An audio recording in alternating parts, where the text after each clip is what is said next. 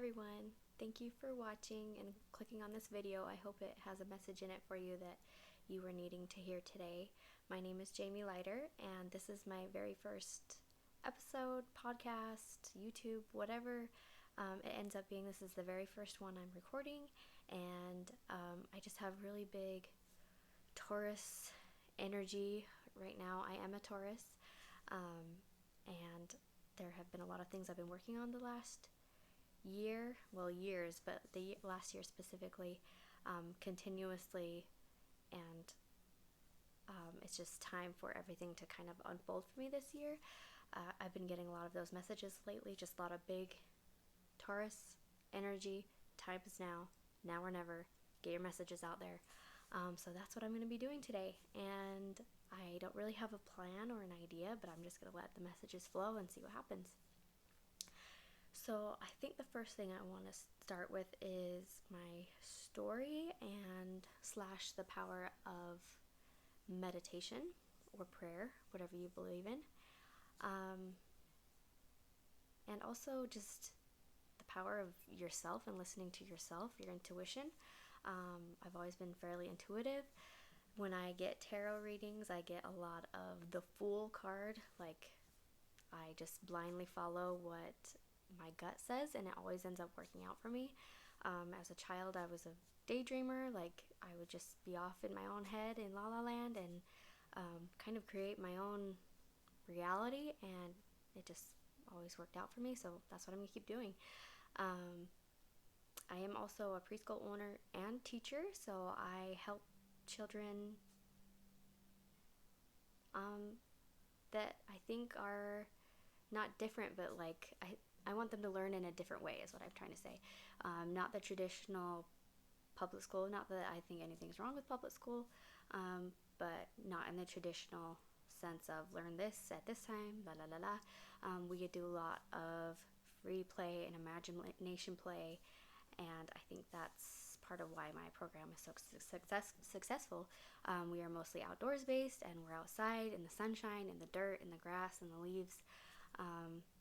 And yeah, so that's just a little bit about me and what I do professionally. But I'm also getting the urge to reach out more spiritually and create some sort of new spiritual avenue for myself and for maybe other children or parents or other people who are needing to hear it, whoever's needing to hear it. So I'll just say I started meditating heavily about, this was the middle of October of 2022. It was about 2 weeks before my dad had passed away, and I had this book by Gary Spivey. It's called The Keys to Heaven. I had bought it 10 years ago, but I never actually read it.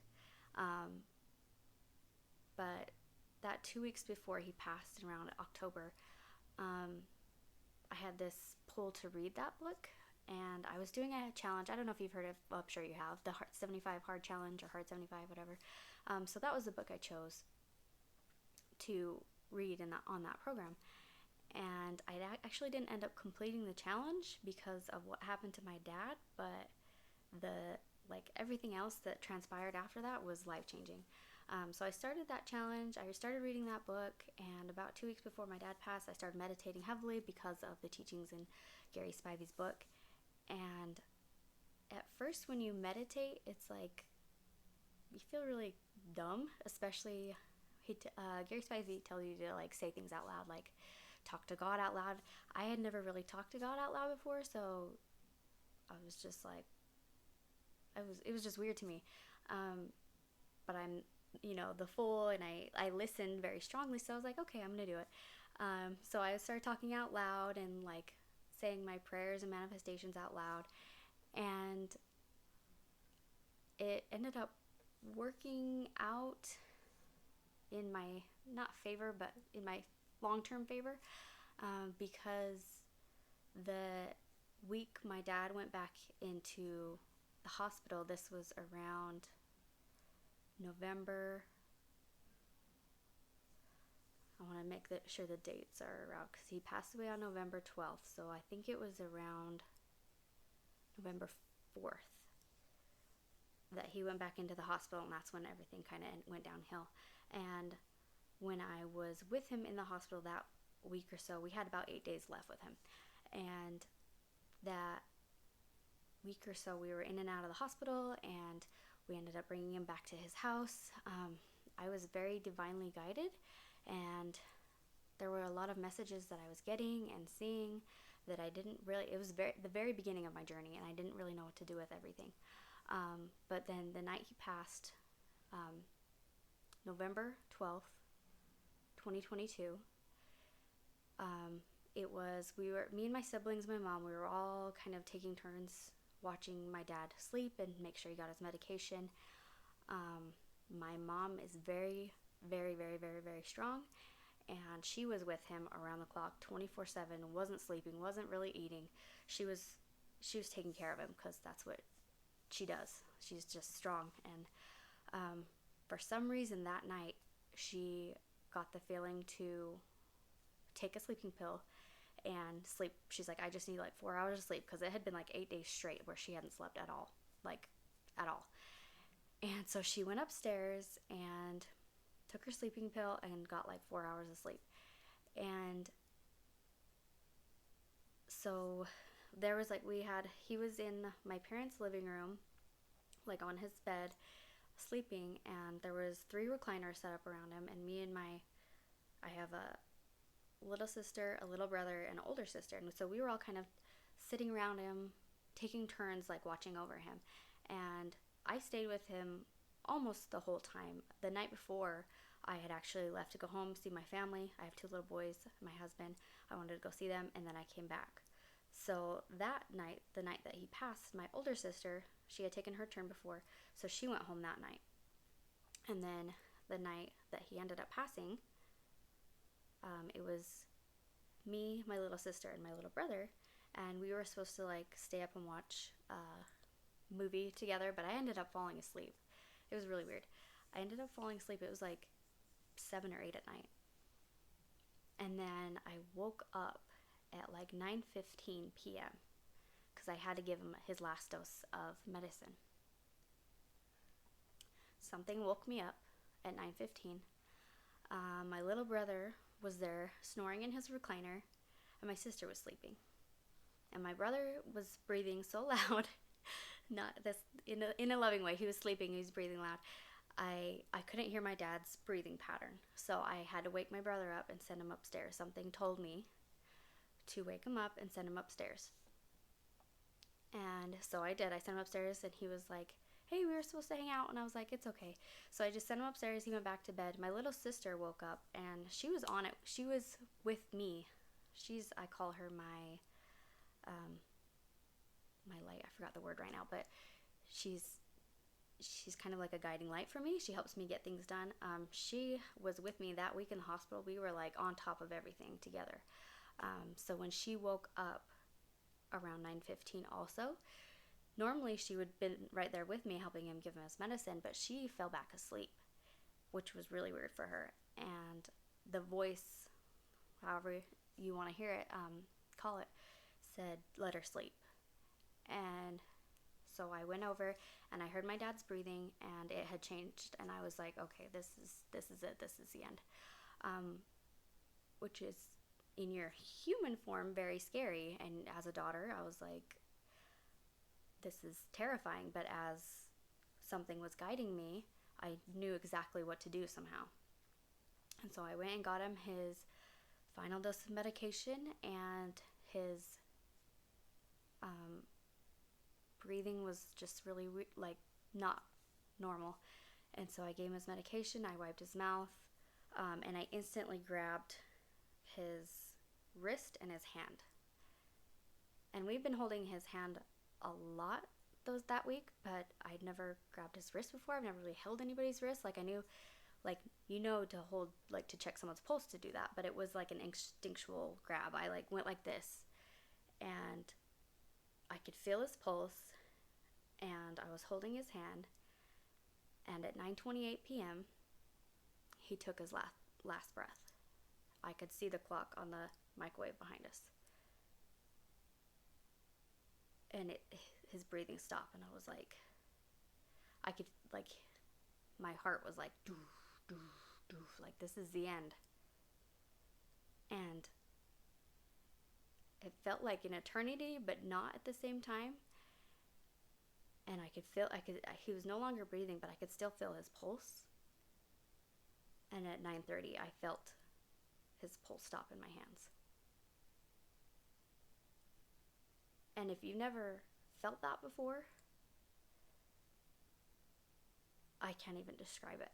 Like, you hear of people, like doctors or nurses, like they hear the thing on the screen that's like, or like they check their pulse after and they're gone. But you never really hear about them feeling the pulse until it's gone. So that was very wild to me. And I remember it very strongly. And for the last year, it played through my mind a lot, over and over and over again. And I've had to learn to talk to people about it, because I felt like it was very special and significant, but also kind of traumatizing at the same time, as was my dad, you know. But it also felt very significant, like it didn't happen by coincidence. It was for a reason. So back to that night when I was holding him, I felt it stop, and I felt this rush of heat go up through my body and out towards the sky. And my house wasn't really a religious house, so I didn't really know what that meant. I was just like, that was weird. What is happening? So I ended up waking up my little sister, and I was like bawling, and I was like, can you get me a chair? And she had to go upstairs and get my mom.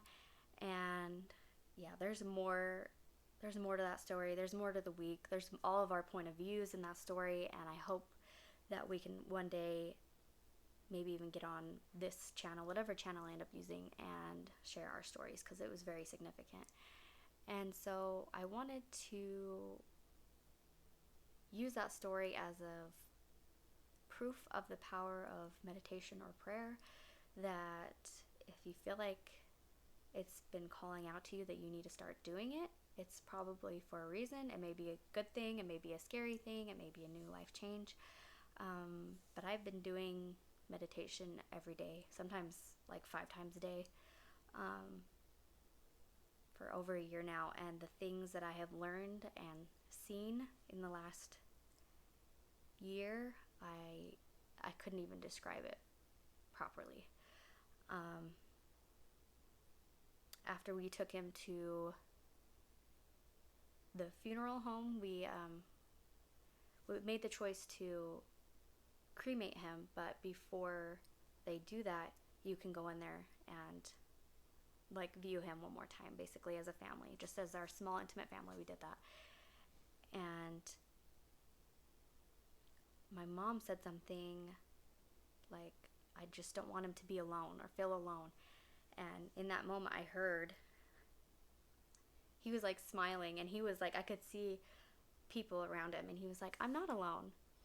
And I said that out loud, and I was like, I like cried, laughed, and I was like, he said he's not alone. And I feel like I just kept doing these like really weird things and seeing these things that my family were like, is she making that up? I don't know if that's how they felt, but to me it felt like, is she just saying stuff? But it wasn't. It was, I could see and hear things that I could never see and hear before. Like that, whatever happened to me that night, like pierced the veil, and I could see into the other. And so I've been able to see and hear things that I normally can't, and it's not always voluntary. Sometimes when I meditate, I'll get messages. I'll channel my dad a little bit, or I'll channel God or whoever I need to hear from, or angels. Sometimes I don't even know who they are, whether, you know, I'm still new to it, and I really want to get better at it. And the other day I had a successful channeling of one of my preschool students' grandparents. The grandparent had reached out to me to give to a message to one of the parents, and so I gave it to her. And it was correct. So I was like, obviously something is happening to me. So I need to start recording it and just doing it, and hopefully I'll help some other people along the way. And I feel like this is the end of this video. I feel like this is all I need to get out today, but there will be more. The universe was like, kind of like, I hope you enjoyed your winter. Like, you created the life and job of your dreams, and I'll get into more of that story in other episodes, but I've been creating basically the life of my dreams. And then this last winter of from like October to December of 2023, I was just like, that was a lot of hard work and healing. I need to process everything and, not really work on anything else. So I feel like in January, the universe was like, I hope you enjoyed your rest because you're getting back to work type of thing. So yeah, this was, the universe was saying now or never. Get on this horse, get on this bandwagon, start getting your messages out. And so I am. However this ends up coming out, it's going to come out, and I hope it helps somebody, and I hope others start sharing their stories with me as well, because we're not alone. We have so much to share and so much to get from each other, and so much knowledge to learn from each other. And yeah, I will have a channel soon where you can follow me and I can follow you, and we can swap stories. So I can't wait for this year. This year feels like 2024 feels like everything I've been working on is finally about to come true. So here we go.